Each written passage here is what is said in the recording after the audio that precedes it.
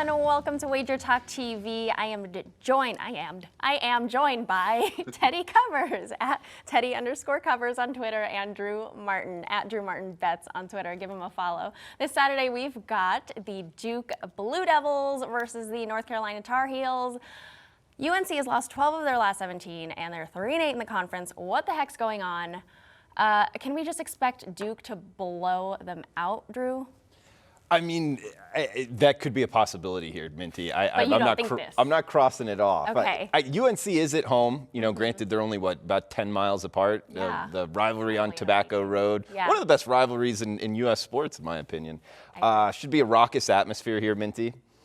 I actually look at it more from a totals perspective, just because going against Duke, you know, going with the home team in college basketball, a lot of people like doing that. I'm not against it, but Duke, just this year, 19-3, they've won 4 straight, top 10 in both offensive and defensive efficiency. Oh, wow. And they're a team that really goes after rebounds, top 10 in offensive rebound percentage. I love teams that are really crashing the boards on the offensive end. UNC struggling, like you touched on, 5-12 their last 17. This is the Tar Heels here, one of the prominent programs in college basketball, but still under Roy Williams, not having a good year, struggling from 2, struggling from 3, struggling shooting it all over. But I would go after this from a totals perspective, Minty. Okay. And going off of Ken Palm's numbers, he has it 80-69 Duke. That would put us at a 149 total.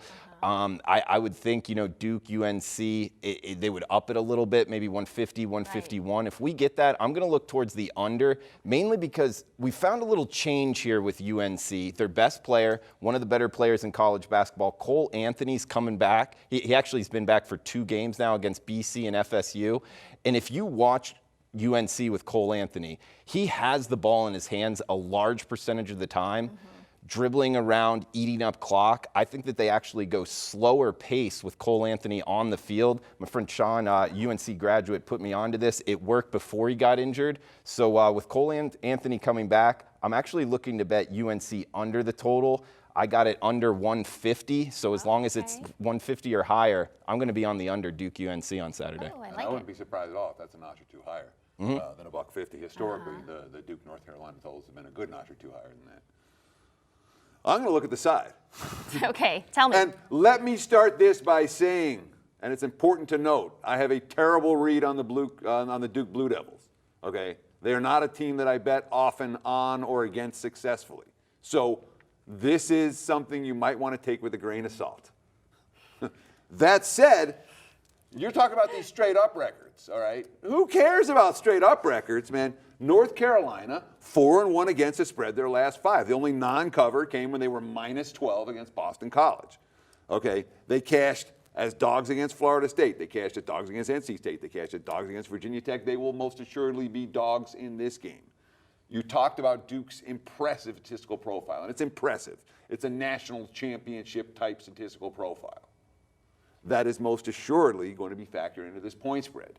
And when you have the rivalry game where one team is having the crappy year and the other team has a statistical profile that is through the roof, that forces them to be, I mean, Duke might be significant road chalk in this game. I tend to look to the home dog in those spots. So it'll be North Carolina or pass for this better. But again, the times where I step in front of Duke, they haven't been particularly profitable of late. I'll just leave it at that. I like North Carolina as well.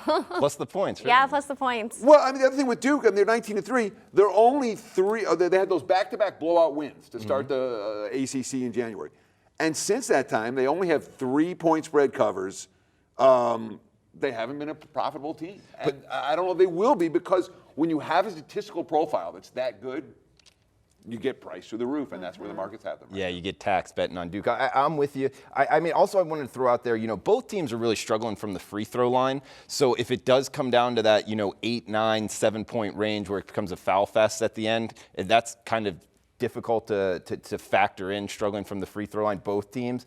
And also, you know, UNC losing to BC, they were minus chalk in that game, right? And they lost outright. 12, So they lost by 2. In this game, they lose by 2. They cover the spread. Yeah, right. Love it. Thank you, guys. Do not forget to check out our new show, Bet On It, exclusively on WagerTalk TV.